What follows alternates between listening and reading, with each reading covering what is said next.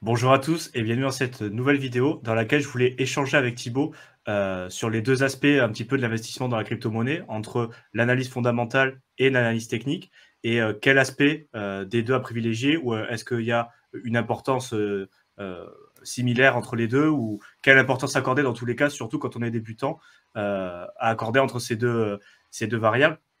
Parce que c'est vrai que sur YouTube, il y a beaucoup de contenu où c'est principalement l'analyse technique qui prime, donc du contenu souvent d'ailleurs lié au trading, où on va tracer des triangles, on va regarder des courbes, on va dire un petit peu, bon, parce que j'ai vu la notion d'astrologie pour les mecs et surtout ceux qui aiment la crypto, et c'est vrai qu'il y a un peu ce côté où il y a beaucoup de contenu, où c'est exclusivement basé sur l'analyse technique, où on va faire des triangles de compression, on va dire ben là ça va péter, ça va monter à la hausse dans une semaine, on va faire des analyses qui sont assez périssables assez vite au final, et sur lequel il y a beaucoup de gens qui basent leur stratégie d'investissement, encore une fois, souvent lié à du trading, pas forcément que du day trading, même s'il y en a beaucoup aussi.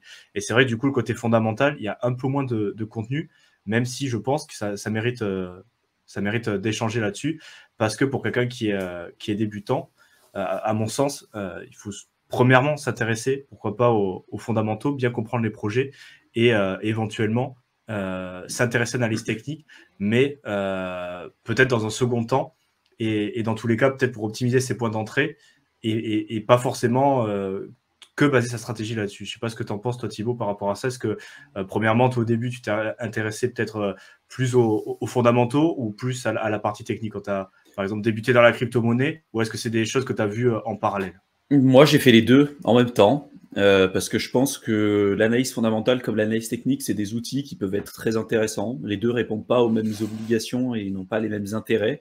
De manière générale, l'analyse fondamentale va pouvoir t'aiguiller sur quoi acheter, et puis l'analyse technique, c'est plutôt quand acheter ou quand vendre. En tout cas, comme tu l'as dit un petit peu plus tôt, optimiser tes points d'entrée et éventuellement tes points de sortie. Après, c'est vrai que sur YouTube, quand tu regardes un peu ce qui se passe sur Internet, 95% du contenu qui est présenté sur YouTube, c'est de l'analyse journalière de l'écosystème crypto sur de l'analyse technique. Et ça, pour moi, en tout cas, pour un horizon, on va dire, d'investissement sur plusieurs années et vraiment, pour le coup, qui n'est pas orienté sur du trading, selon moi, ça n'a pas vraiment d'intérêt. Mais je peux comprendre que pour ceux qui s'amusent à faire du scalping, du day trading, ça soit un outil qui soit intéressant pour eux. Mais il faut savoir ce qu'on veut faire. Il y a beaucoup de gens qui se disent vouloir investir sur du long terme et qui continuent de regarder du contenu journalier sur YouTube en regardant de l'analyse technique avec des chandeliers japonais exprimés par heure ou voire par minute, tu vois. Moi, je pense que si tu veux faire de l'analyse long terme, et si tu veux utiliser l'analyse technique, pourquoi pas le faire? Mais tu es soit sur du weekly ou du monthly, quoi. Tu n'es pas sur une barre égale une heure ou égale une minute, quoi. Ça n'a aucun intérêt. Et regarder ce genre de contenu sur Internet, si tu es amené à faire de l'investissement long terme, je ne vois pas pourquoi tu t'embêtes à regarder ça. Euh, Ce qui manque aujourd'hui beaucoup de personnes, c'est en effet être capable d'analyser fondamentalement des projets, tout en prenant en compte que même si ton projet est fondamentalement hyper intéressant, ça n'a aucune garantie de réussite, mais du moins, il faut que tu sois capable de pouvoir mettre, on va dire, des critères pour t'aider à sélectionner certains projets. Alors, ça peut être analyser, par exemple, la communauté, ça peut être analyser les porteurs de projets, ça peut être analyser l'utilité de ton projet en question, la problématique à laquelle il essaye de répondre, la tokenomics. Enfin, bref, il y a tellement aujourd'hui de points sur lesquels il faut être vigilant. Et selon moi, si on fait de l'investissement long terme, encore une fois, l'analyse fondamentale va devoir prendre plus d'ampleur que de l'analyse technique. C'est-à-dire que tu peux très bien essayer d'optimiser tes points d'entrée ou tes points de sortie comme tu veux. Si ton projet est pourri, et qui rentre pas, par exemple, même dans un certain schéma narratif du moment, tu gagneras pas d'argent. Tous ceux qui avaient investi sur certains projets qui étaient en vogue en 2017, certains ont eu un petit peu de hype et sont jamais remontés parce que fondamentalement, ça tenait pas la route. Ou peut-être qu'ils sont sortis beaucoup trop tôt par rapport à l'éveil des personnes à l'instant T. Tous ceux qui parlaient, par exemple, de IOTA en 2017 avec l'Internet of Things, on en parlait énormément. Aujourd'hui, regarde où est-ce que ça en est, ce projet, tu vois. Et donc, je pense qu'il faut arriver à prendre du recul sur ce qui se passe, de savoir ce pourquoi on est là. Si on fait de l'investissement long terme, bah oui, pourquoi pas avoir de l'analyse technique, mais prendre du recul et se dire, bah, j'analyse sur du monthly ou éventuellement sur du weekly, pourquoi pas, pour voir si je peux optimiser mes points d'entrée ou mes points de sortie. Mais là où il faudra être le plus vigilant, c'est concrètement rentrer beaucoup plus sur l'analyse fondamentale et savoir vraiment ce qu'on achète. Beaucoup de gens aujourd'hui sont même pas capables de comprendre les points de vigilance à avoir quand on achète certains projets, où est-ce que se trouve le risque. Et si on n'est pas capable, en analysant le projet, de déterminer justement ces points de risque et ces points de vigilance, comment on peut être capable de tenir nos positions sur le long terme ou du moins de gérer au mieux notre allocation de portefeuille, notre allocation d'actifs. Pour moi, c'est presque impossible, quoi. Ouais, bah après, moi, on partage un peu la même vision sur les fondamentaux. Après, c'est vrai qu'on a déjà discuté pas mal de fois sur la chaîne au niveau du trading.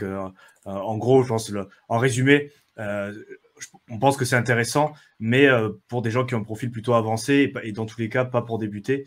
Et c'est vrai que je te rejoins tout à fait sur l'aspect se renseigner.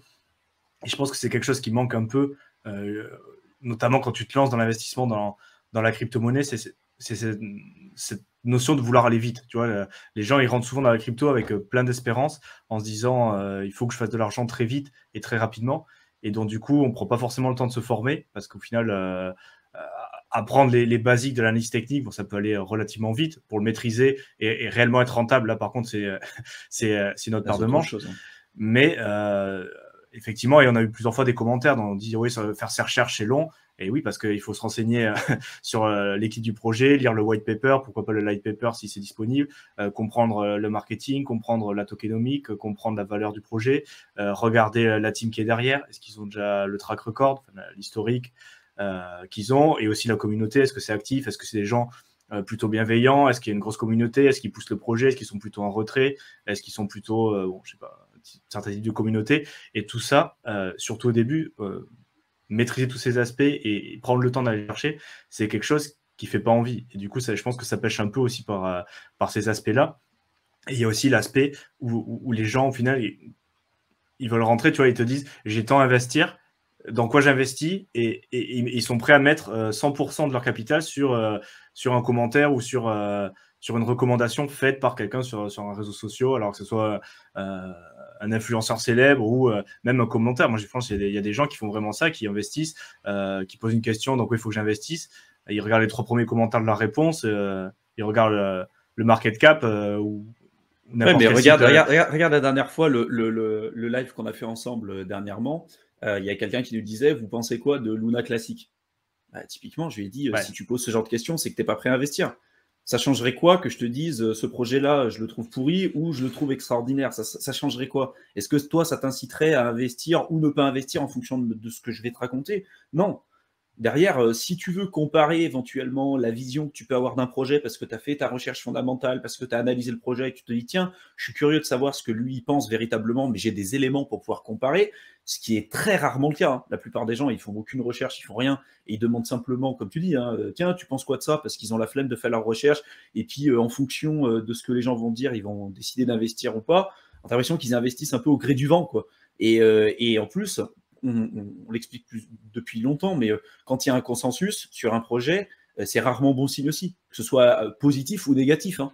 C'est-à-dire que tu vois, nous, là où on a eu les meilleurs résultats ensemble, sur pas mal de projets, c'est justement parce qu'on a été contre le consensus global là-dessus, parce qu'on a fait nos recherches, parce qu'on a analysé les trucs, et on a réussi à rentrer sur des projets dans les moments où les gens disaient c'est de la merde, faut pas rentrer, c'est nul, ça sert à rien, etc., etc.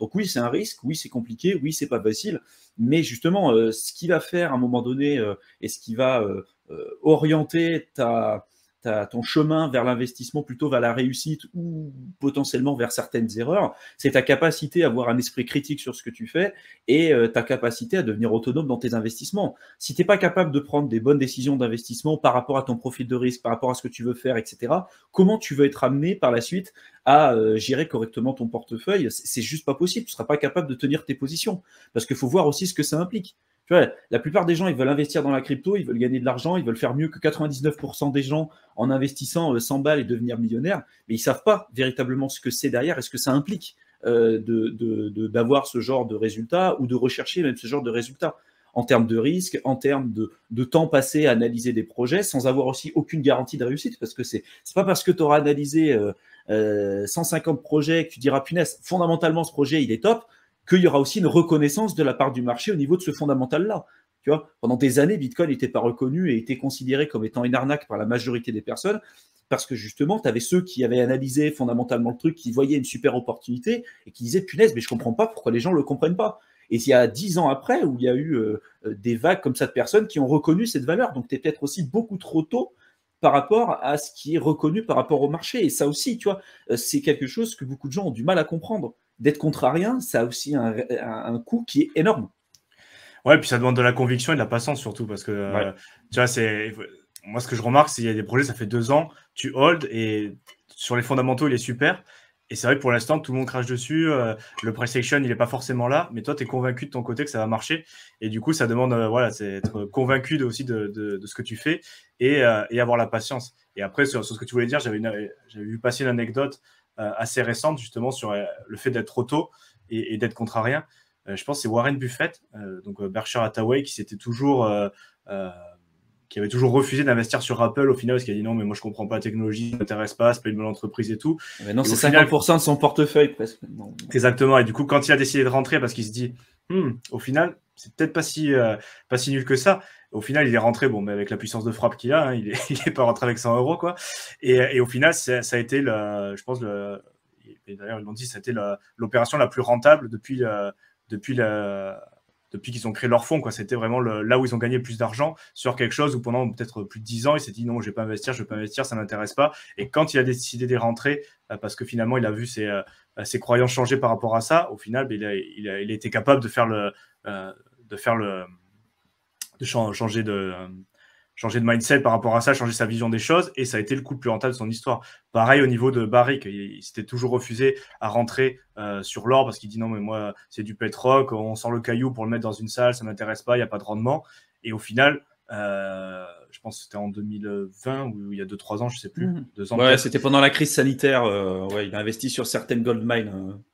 Ouais, il a investi sur Barrick, je crois qu'il a mis 30 milliards, un truc comme ça, donc petit. Pas autant, non, pas autant, mais en gros, ça représentait pas énorme de son portefeuille. Oui, non, mais bien sûr, mais c'était quand même pas mal. En tout cas, oui, il investit jamais, lui, directement sur l'or, ni sur l'argent. Il a investi à l'époque sur certaines entreprises minières, parce que bon, tu as quand même un effet de levier qui est supérieur quand tu investis sur des entreprises minières que si tu achetais juste simplement des lingots d'or, des lingots d'argent. Et lui, il a toujours dit qu'il préférait les actifs productifs que plutôt des commodities, quoi, pour le coup.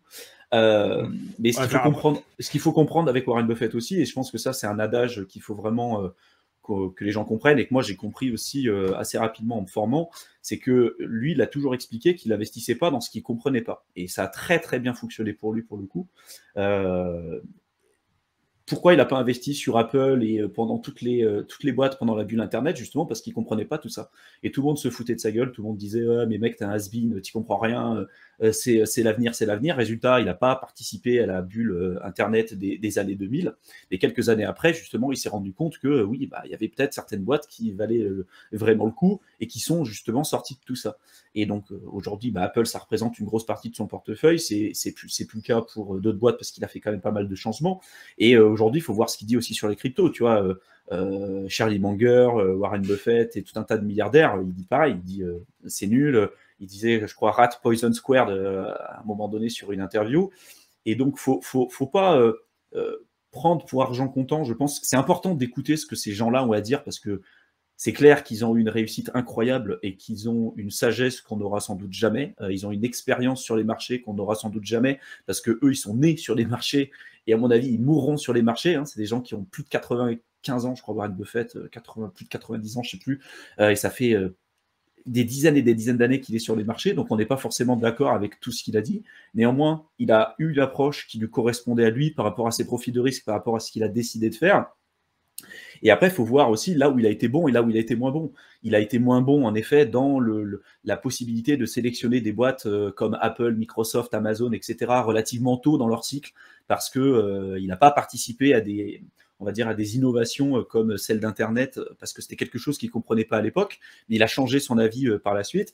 Pour les cryptos, aujourd'hui, tu vois, on se dit, quand on entend son point de vue, on peut se dire, si tu écoutes aveuglément ce que dit Warren Buffett, tu es quand même passé à côté de la classe d'actifs la plus performante de toute l'histoire de l'humanité. Est-ce que ça va continuer comme ça? J'en ai aucune idée. Est-ce que la crypto qui arrivera à la ligne d'arrivée dans les prochaines années, est-ce que ce sera le Bitcoin, l'Ether? Encore une fois, j'en ai aucune idée. Mais j'ai une conviction profonde, c'est que les cryptos seront là pour rester. Donc après, est-ce que on a envie d'écouter ce que ces gens-là ont à dire, ou quand on regarde leur track record, on se rend compte qu'ils n'ont pas été bons justement dans tout ce qui était innovation, nouvelles technologies, que c'était plutôt des gens qui faisaient ce qu'on appelle du value investing. Donc on va analyser fondamentalement des boîtes, et donc j'achète une boîte et je la détiens pendant des années et des années et des années. Et est-ce que justement c'est quelque chose que j'ai envie, si je veux acheter, je sais pas, des boîtes à dividendes, ou je fais faire du value investing dans les marchés financiers, pourquoi pas utiliser cette approche-là? Est-ce que j'ai envie d'écouter ce que va dire Warren Buffett par rapport à la crypto? Je suis pas persuadé que ce soit la meilleure personne à écouter, tu vois. Bon, voilà. Après, ça revient au sujet de ce qu'on évoque là. C'est où est-ce que se situent les points de compétence de ces personnes, où est-ce que se situent potentiellement aussi leurs faiblesses, et quelle est la part des choses que j'ai envie de mettre en place pour savoir comment moi, personnellement, j'ai envie de gérer mon portefeuille et mon allocation d'actifs. Il faut savoir aussi qu'il y a une partie de l'argent qu'a réussi à gagner Warren Buffett parce que il avait tellement des parts importantes dans certaines boîtes qu'il pouvait même influencer le management et les prises de décision dans certaines boîtes. Toi, demain, tu veux acheter une entreprise, je sais pas, Coca-Cola ou McDo ou ce que tu veux, c'est pas avec tes 100 000 balles ou même tes 1 million que tu changeras quoi que ce soit de toute façon à la donne. Donc, il n'y a pas du tout les mêmes poids de mesure. Et oui, c'est quelqu'un d'extraordinaire, c'est quelqu'un qui a eu des réussites incroyables. Et d'ailleurs, je vous invite à tous à lire le livre qui s'appelle L'investisseur intelligent de Benjamin Graham. Benjamin Graham, c'est le mentor un peu de Warren Buffett. Et pour ceux qui s'abusent un peu à faire du value investing, c'est juste un livre incroyable. Et voilà, il faut voir ce que c'est aussi, de faire de l'analyse fondamentale, notamment sur des boîtes. Et dans la crypto, c'est différent, parce que tu ne vas pas analyser une boîte de la même manière que tu vas analyser une crypto. Parce qu'il n'y a pas de salariés, parce qu'il n'y a pas de pôle marketing et tout. Mais derrière, voilà, il y a quand même quelque chose. Il faut voir ce que ça implique derrière, quoi. Ouais, après, comme disclaimer, par rapport à ce livre, je pense que c'est très intéressant de le lire. Moi, je l'ai lu. Après, il faut prendre aussi conscience que le moment d'écriture du livre, il y avait quand même un contexte un peu différent. Donc, tu pouvais vraiment faire de la value. C'était pas de la spéculation. Là, c'était vraiment, tu pouvais rechercher de la valeur, des P sur E qui soient intéressants, en dessous de 15, des trucs comme ça. Là, maintenant, avec tout l'aspect financier, l'inflation, la spéculation, c'est quand même un peu plus compliqué d'adopter les techniques, même s'il y a quand même des manières de réfléchir, des manières de voir les choses qui sont très intéressantes. Donc, tout à fait, moi, c'est quelque chose que je conseille aussi. Et après, l'aspect long terme, dans tous les cas, parce qu'on se rend compte qu'au final, quand il rentre sur une boîte, bon, il met peut-être du temps à rentrer, mais quand il rentre, par contre, après, il hold. il hold, et c'est là où, au final, qu'il y a les résultats. Donc, c'est un peu faire le parallèle avec la crypto. Bon, c'est pas sûr qu'il y a la même valeur dans certaines cryptos que dans des actions comme Coca-Cola, Apple, mais au final, là où il fait le plus d'argent, c'est sur les actions qu'il a depuis 10, 20, 30, 40 ans, et il y a des dividendes qui tombent chaque année où le prix augmente. Enfin, il investit dans des boîtes qui, en termes de capitalisation, ont pris de la valeur, qui versent des dividendes croissants pendant X années. Après, tu peux avoir plusieurs catégories. Tu as les aristocrates, tu vas avoir les king dividendes. Enfin, voilà, c'est pas forcément l'objet de cette vidéo, mais voilà, c'est quelqu'un, en effet, qui a eu une réussite justement par rapport à ça. Et il y a beaucoup de gens qui sont issus du monde un peu finance traditionnelle et qui disent l'analyse fondamentale, je le comprends quand j'analyse des boîtes parce qu'il y a des produits, il y a des services, il y a du cash flow, il y a des trucs, tu vois, tu es capable d'analyser des chiffres, il y a quelque chose de concret, de tangible derrière. Et il y en a beaucoup qui ne comprennent pas un peu le système de valeur qu'on retrouve dans la crypto parce qu'ils se disent Bitcoin, en fait, sa valeur, elle sort d'où? Il n'y a pas d'employés, il n'y a pas d'entreprise, il n'y a pas de cash flow, il n'y a rien. Pour autant, ils considèrent que ça n'a pas de la valeur. Mais si tu regardes Bitcoin aujourd'hui au niveau réglementaire, c'est considéré notamment par la SEC comme étant une commodities, au même titre que les métaux précieux, notamment l'or. Et oui, tu vas pas analyser les commodities de la même manière que tu vas le faire avec des entreprises. Néanmoins, est-ce que ça veut dire que ça n'a pas de valeur? Je suis pas convaincu. Typiquement l'or, tu vois, l'or, l'argent, tout le monde, il y a un consensus, on sait très bien que ça a de la valeur. Demain, je te mets un lingot d'or par terre, je suis persuadé qu'il ne va pas rester très longtemps dehors. Pour autant, il n'y a pas de cash flow, il n'y a pas, tu vois, et tu sais que ça a de la valeur. Mais derrière la valeur, après, on pourrait être amené de faire une vidéo ensemble dessus, mais c'est très personnel aussi. Toi, tu vas y voir de la valeur pour certains aspects. Tu vas donner un lago d'or dans une tribu au fin fond de l'Amazonie. Les mecs, ils vont dire je m'en fous de ton truc, ça m'intéresse pas. Tu vois. Et donc derrière, voilà, c'est comment tu es capable d'analyser cette valeur et comment tu appliques ce système de valeur-là pour analyser fondamentalement certains projets crypto. Et notamment des projets crypto qui n'ont rien à voir avec la gestion d'une entreprise. Je parle vraiment pour le cas du Bitcoin.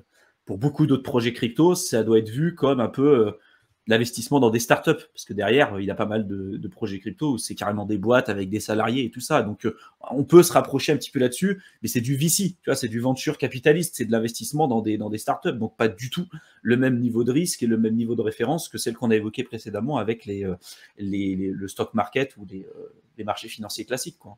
Ouais, mais tout à fait. Mais il y a un parallèle important, hein, justement, entre les cryptos qui sont dans le top 5, j'ai envie de dire, qui sont peut-être là un peu plus où tu as des modèles établis, tu as plus de données, et après tu as top 50, top 200 et au-delà, où c'est beaucoup plus spéculatif, bien évidemment, parce que la proposition de valeur, bon, tu peux la comprendre ou pas, mais c'est vrai qu'après, il faut voir où ils en sont. Est-ce qu'ils ont un mainnet, qui c'est l'équipe derrière, c'est quoi le projet, c'est quoi la roadmap, et au final, c'est un peu, bon, tu fais un pari sur ils vont arriver à délivrer ce qu'ils ont dit, mais il y a aucune garantie. Et après, c'est vrai que la proposition de valeur, je veux aussi toucher le point que c'est quand même assez récent encore, tu vois. Et c'est vrai qu'il y a plein de personnes, et souvent ceux qui sont peut-être plus âgés, qui sont peut-être impliqués dans le monde de la finance traditionnelle. C'est vrai que la proposition de valeur de Bitcoin et des crypto-monnaies en général, je pense que ça leur paraît encore pas forcément très clair. Tu vois, c'est comme Internet au début des années 2000. C'est quoi la valeur? Ça permet juste de s'envoyer des emails, de téléphoner peut-être sans passer par les lignes de téléphone.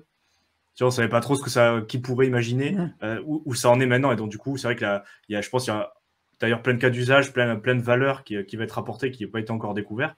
Et même nous, qu'on peut même pas anticiper, tellement ça va être important la révolution technologique.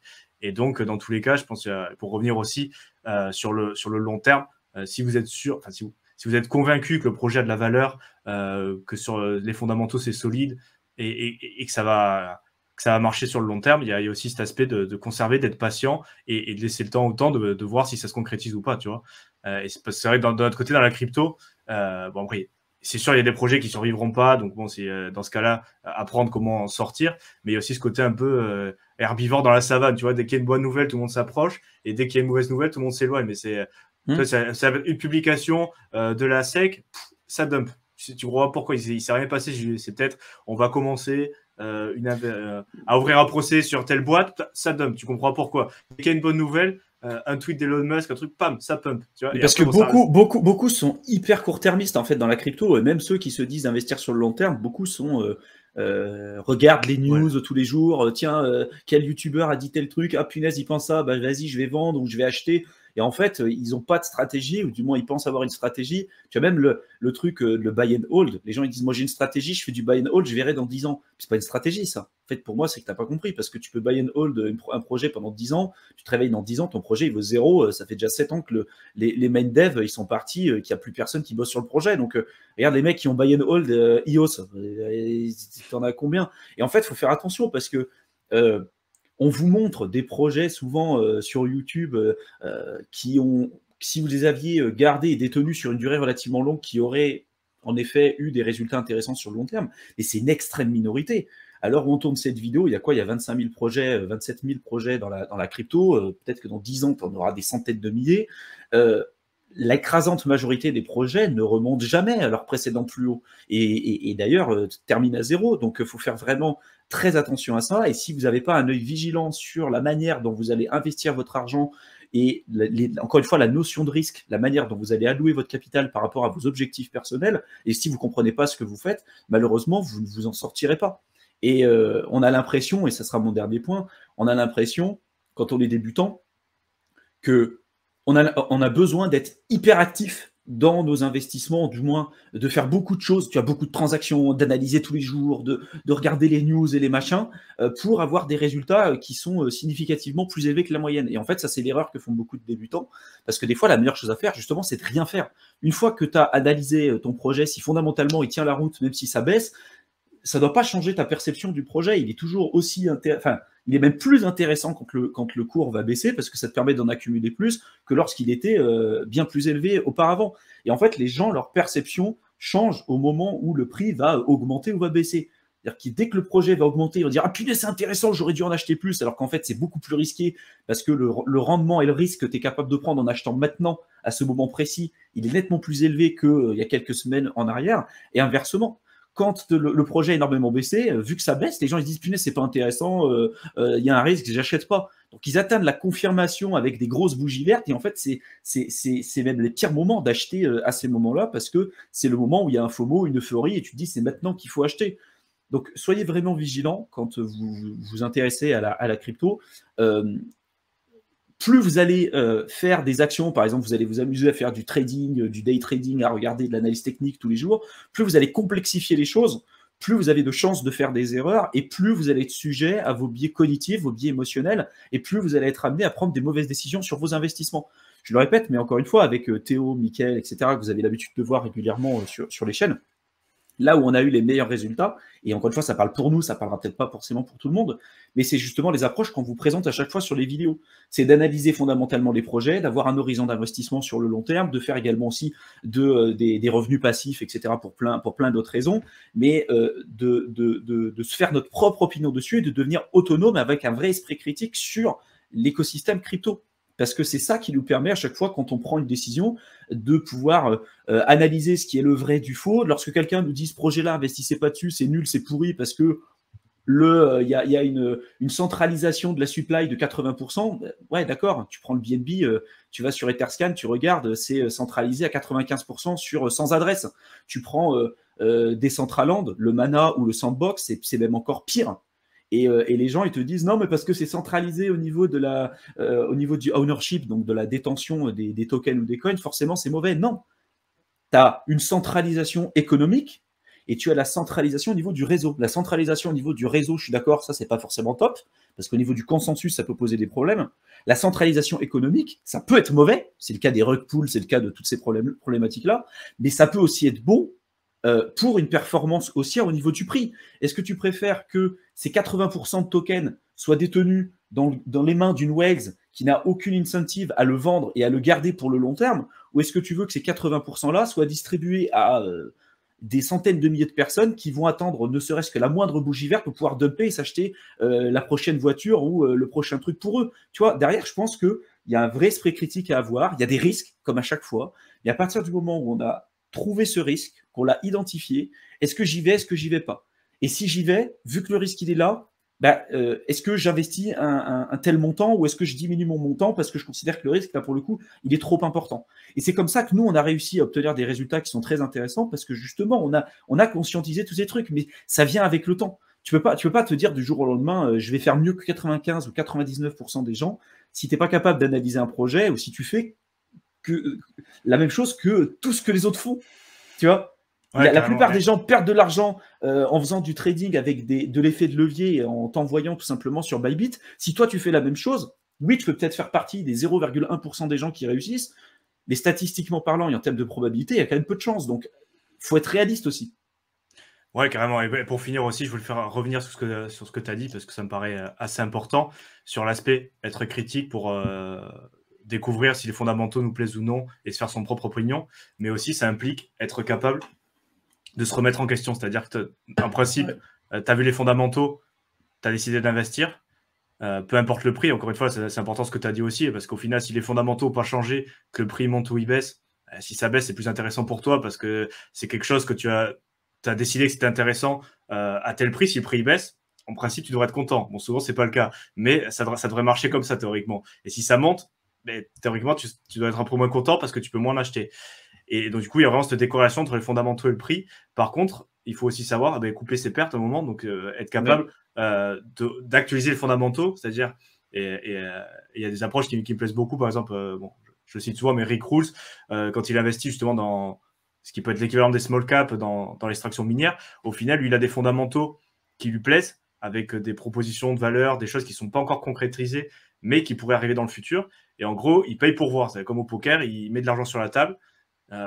Il paye pour voir régulièrement, il refait son analyse. Est-ce que ça a changé? Est-ce qu'il y a des choses qui me font dire que le projet va de l'avant? Est-ce qu'il y a des bonnes nouvelles? Est-ce que, par exemple, il est en testnet? Est-ce qu'il s'est passé en mainnet? Est-ce qu'ils avaient une roadmap qu'ils sont en train de suivre? Ils sont continués de build? Est-ce qu'ils ont un nouveau dev, quelqu'un qui va apporter de la valeur dans le projet? Ou au contraire, est-ce qu'ils sont en train de perdre leur dev? Ils ne suivent pas la roadmap? Il y avait des choses importantes qui devaient se passer. Au final, ils ont dit qu'ils laissaient tomber. Et du coup, à quel moment aussi tu considères que les fondamentaux ont suffisamment changé pour que toi, tu dois soit peut-être recharger ou sortir aussi? Et ça, c'est c'est le travail qui est assez dur et que peu de personnes font sur les fondamentaux. C'est non seulement, mais premièrement, au début, les identifier pour savoir si c'est intéressant de rentrer ou pas, mais régulièrement, et plus le projet, j'ai envie de dire, va être éloigné dans le top du market cap, donc quand tu vas aller top 50, top 200, top 300, plus ça va être un projet comme ça, plus il va falloir faire de recherche, et plus ça va être chronophage au final d'avoir un portefeuille ultra diversifié. Donc si vraiment tu veux suivre, il faut aussi avoir ça en tête, que si tu veux diversifier et t'intéresser aux fondamentaux, ça va être hyper chronophage. Et ça, je pense qu'il y a beaucoup de personnes qui sont pas prêts à le faire parce qu'ils s'imaginent pas le travail que c'est de vraiment faire les choses du mieux possible. Et même là encore, si tu fais tout ça, c'est même pas garanti de résultat parce qu'il y a toujours une partie que tu contrôles pas. Et c'est vrai que t'as une partie de risque, mais après, je pense que ça t'aide aussi à bien comprendre sur quoi tu places ton argent. C'est ça l'intérêt aussi de l'analyse fondamentale, c'est pas de te dire. Et encore une fois, on n'est pas obligé de faire une analyse fondamentale de la même manière que ce que fait, tu vois, Warren Buffett avec les moyens qu'il a ou les analystes avec les moyens qu'ils ont. Tu vas le faire avec les moyens que tu as. Toi, nous, quand on en parle avec Mickaël, on a tout un programme aussi où on explique l'analyse fondamentale, comment on le fait, avec tous les critères. C'est des critères qui sont reproductibles, qui sont mesurables pour qu'on puisse comparer les projets aussi les uns avec les autres. Parce que si tu analyses un critère que tu es capable de trouver sur un projet, mais pas sur les autres, c'est compliqué de faire une analyse fondamentale et de les mettre un peu sur un pied d'égalité. Mais après, tu peux très bien avoir une super analyse fondamentale et au final, tu te rends compte que le projet, peut-être qu'il n'est pas viable. Il y a toujours des risques. Et donc derrière, il faut être capable de savoir, et pour moi, c'est ce qui a vraiment fonctionné pour moi, c'est d'identifier les risques, de savoir les mesurer, de savoir les quantifier, et de dire au final, est-ce que j'y vais, est-ce que j'y vais pas. Tu peux avoir un projet avec une super analyse fondamentale qui va totalement foirer, ou inversement. Tu vois, on prend les mêmes coins, Dogecoin, Shiba Inu, tous ces projets-là, c'est des projets qui fondamentalement valent zéro. Hein. Tu les analyses, ça vaut que dalle. Hein. Tu dis, punaise, genre, il n'y a rien qui est bon. Pour autant, c'est des projets qui ont ultra performé. Donc, à partir de quel moment aussi tu considères que ce que tu as fait n'est pas bon? À partir de quel moment tu te remets en question? Et il faut que tu prévois toujours les deux scénarios. Le scénario où tu te dis, bah ouais, fondamentalement, ça tient la route. Là, ça rentre dans les bons schémas narratifs. En plus de ça, on est au niveau technique, on est quand même sur une zone de support pour pouvoir rentrer, c'est super. Tiens, je commence à y aller. Et puis, quels sont les scénarios qui vont invalider ton premier scénario? Ça aussi, tu vois. Mais dans les deux cas, où tu considères que ce projet-là, c'est un scam, c'est pourri, à partir de quel moment tu vas remettre ta vision à jour et tu vas te dire, il y a peut-être quelque chose, tu vois. Et ça, pareil, ça vient pas du jour au lendemain, mais il y a tellement de personnes. Moi j'ai entendu parler du Bitcoin, la première fois, c'était en 2016. C'est comme d'habitude, c'est rentré par une oreille, c'est sorti par l'autre. Je me suis dit, bon, c'est un vieux scam, c'est nul, ça sert à rien. Et puis après, j'en ai de nouveau réentendu plus tard, en 2018. Je me suis dit, putain, mais c'est encore là, ce machin. Et pareil, des projets que j'avais analysés à une certaine période, j'ai dit, putain, c'est bon, c'est un vieux scam, je vais pas y aller dessus. Je regarde 2 ans après, j'en entends parler, je dis, punaise, le truc, genre comment il a augmenté depuis le départ. Et en fait, ça, tu vois, et du coup, ça t'oblige à te remettre en question et avoir c'est une vraie preuve d'humilité, tu vois. On n'est pas là en train de donner des leçons à qui que ce soit. Encore une fois, vous faites ce que vous voulez. Nous, ça ne changera pas forcément notre manière de voir les choses. Mais je pense que c'est important de rester humble, de rester ouvert d'esprit, de ne rien considérer comme acquis et attention de qui vous allez prendre aussi les informations. Parce qu'il y a beaucoup de gens, même des personnes que vous voyez sur YouTube qui ont énormément d'abonnés, qui disent n'importe quoi. Mais vraiment, qui disent n'importe quoi. Les mecs, ils ont l'impression d'avoir la science infuse. Le coin, il est centralisé au niveau de sa supply, c'est un scam. D'accord, mais tu regardes le nombre de bitcoins, c'est quoi? C'est plus de 40% des bitcoins sont détenus dans un peu plus de 2000 adresses. Ça te semble décentralisé, ça? Oui ou non? Voilà. Alors après, tu peux toujours être amené à critiquer. On va te dire oui, mais parce que Bitcoin, c'est pas la même chose. Et je comprends. Hein. Là, je joue un peu à l'abruti. Je comprends les gens qui vont te dire oui, mais Bitcoin, le lancement a été fair. C'est-à-dire que tout le monde avait la capacité de pouvoir miner, tout le monde avait la capacité de pouvoir faire ça. Mais néanmoins, la centralisation de la supply, c'est aussi ce qui fait en partie, pas que, mais en partie, le potentiel de rendement et l'évolution positive du cours qu'on a eu ces dernières années. Tu pourrais distribuer de manière équitable le nombre de bitcoins aux 8 milliards d'habitants sur la planète. Tu reviens dans quelques X années, ça finira encore dans les mains des mêmes personnes parce que tu en auras qui diront ouh là là, ça m'intéresse pas, je vais le vendre, j'y vois pas de la valeur. D'autres qui vont dire moi j'y vois de la valeur, je vais le récupérer. Donc tu vas retrouver de toute façon une certaine partie de centralisation au niveau de la supply là-dessus. Et c'est un exemple. On peut parler du market cap, on peut parler de plein de trucs. Il y a tellement de bullshit aujourd'hui sur Internet que des fois ça m'énerve. Parce que les débutants, ils arrivent et ils se disent ah, mais lui, il a dit que le market cap, ça ne pouvait pas monter aussi haut. Mec, encore une fois, le market cap, ça ne veut rien dire. Est-ce que dans la circulating supply, les coins de Satoshi, est-ce qu'on considère qu'aujourd'hui, ça doit être mis dans la circulating supply, sachant que c'est des coins qui n'ont encore jamais circulé? Là, je vous balance des trucs comme ça. Hein. Est-ce qu'aujourd'hui, si je crée un ERC20 avec 1 trillion de tokens, et puis je fais un achat à $1 sur Uniswap, j'ai un market cap de 1 trillion de dollars. Est-ce que ça veut dire que demain, je peux retirer 1 trillion de valeur dessus? Non. Est-ce que ça veut dire que ça ne peut pas monter à 2 trillions? Bien sûr que si. Donc, voilà. Enfin, là, je vous casse un peu la tête avec ces notions-là, mais c'est la partie émergée de l'iceberg. Il y a plein de trucs que vous pensez connaître ou que vous pensez avoir entendu, entendre sur Internet en vous disant, par exemple aussi, hein, un truc tout bête. Et après, on arrêtera là parce que je pourrais en parler pendant des heures, mais typiquement, il faut absolument que le projet ait une utilité. Alors oui, ça peut être intéressant d'avoir des projets qui vont avoir une utilité, ça nous rassure, parce qu'on se rapproche un peu de ce qu'il y a avec les entreprises classiques et l'analyse fondamentale, tu vois, qu'on a évoqué précédemment avec Warren Buffett. Mais typiquement, on revient sur les mêmes coins. C'est quoi leur utilité? Tu es là pour faire de l'argent ou tu es là pour pas faire de l'argent? Les mêmes coins, c'est ceux qui ont eu les plus hauts rendements. Pour autant, c'est quoi leur utilité? Il n'y en a pas. Et le Bitcoin, aujourd'hui, on l'a rapproché de la réserve de valeur 2.0, tu vois, l'or digital. Je sais qu'il y a des gens qui ne vont pas apprécier ce que je veux dire. Mais ce qui a permis aussi son évolution et sa croissance, au départ, c'était peer-to-peer électronique cash system. C'était vu comme un moyen de paiement et d'échange. Au final, on n'a pas pu l'utiliser comme ça. Donc les gens, qu'est-ce qu'ils ont fait? Ils l'ont gardé. Ils étaient capables de faire rien du tout avec leur Bitcoin parce qu'au moment où ils voulaient faire des transactions, ça coûtait trop cher ou c'était beaucoup trop long. Donc qu'est-ce qu'ils ont fait? Ils l'ont gardé de leur côté. Mais c'est en partie justement ce buy and hold là qui a fait en sorte que ce n'était pas en vente sur le marché et qui a fait en sorte qu'on a eu une augmentation aussi positive du cours sur le long terme. Donc est-ce que c'est une mauvaise chose? Oui ou non? Tu vois, aujourd'hui, je considère qu'il y a une utilité dans le sens où c'est une réserve de valeur. Enfin, en tout cas, moi, je le vois comme ça, un outil de résistance à la censure, ce que tu veux. Mais attention, tu vois, c'est toujours un spectre de ce que je veux vous dire. C'est qu'en fonction de comment vous allez voir les choses, on peut le tourner d'une manière ou d'une autre. Et donc, il faut faire attention aux gens qui vont vous dire tout le temps rechercher ce critère-là ou ce truc unique et qui sont bornés dans leur vision et qui n'ont pas prévu éventuellement les options et les possibilités qui pourraient potentiellement avoir tort, quoi. Oui, tout à fait. Après, je pense qu'on va finir là. Je voulais juste, parce que ça m'a fait rire ton exemple sur le market cap. Et c'est vrai qu'on peut faire aussi l'inverse, c'est-à-dire quelqu'un qui vous dit, regardez ce coin, sans parler du market cap, pour le coup, il dit, regardez ce coin, il peut passer, là, il vaut 0,0000001 centime. Imagine quand il sera 1 euro, ou imagine quand il sera 10 euros, tu seras milliardaire. Et au final, c'est effectivement, là, par contre, si tu fais l'inverse, tu regardes le prix pour la circulating supply, pour le coup, qui est peut-être réel, hein, tu te retrouves avec un market cap qui est supérieur à tous les actifs financiers de la planète, des centaines de trillions. Et du coup, là, par contre, là, c'est improbable, mais pour l'inverse. Donc, du coup, je pense qu'on va arrêter là cette vidéo. Si vous êtes encore là, je pense que ça montre que vous êtes dans le bon mindset, c'est-à-dire prendre du temps pour se renseigner, aller jusqu'au bout, voilà, voir. On n'est pas toujours très clair, très cadré, mais je pense justement ça permet d'échanger, d'avoir des idées un peu différentes. Évoluer sur certains points aussi. Vous avez compris, c'est le but de ce format, échanger sur des idées, pas forcément de manière structurée, mais un petit peu avec le flow. Et du coup, ça nous amène à réfléchir sur plein de points. Et je pense que dans le chemin, c'est important de continuer à avoir cette démarche. Au final, s'exposer à plein d'avis différents, écouter les uns, les autres, voir ce qu'ils racontent. Et même, voilà, ne nous écoutez pas encore une fois que nous. Hein, renseignez-vous, diversifiez vos sources. Prenez des personnes que vous pensez réellement qui peuvent vous apporter de la valeur. Que ce soit nous, que ce soit les autres, il n'y a pas de souci. Donc, si ça vous plaît ce genre de contenu, n'hésitez pas à vous abonner à la chaîne.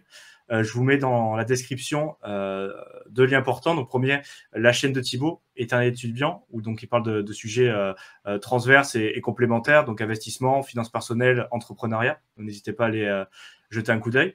Et je vous mets aussi le lien vers mon e-book pour ceux qui veulent commencer, débuter dans la crypto-monnaie, si c'est ce que vous voulez faire. Donc, n'hésitez pas, c'est dans la description. Et pour notre part, on vous laisse et on se retrouve dans une prochaine vidéo. À bientôt. Salut à tous.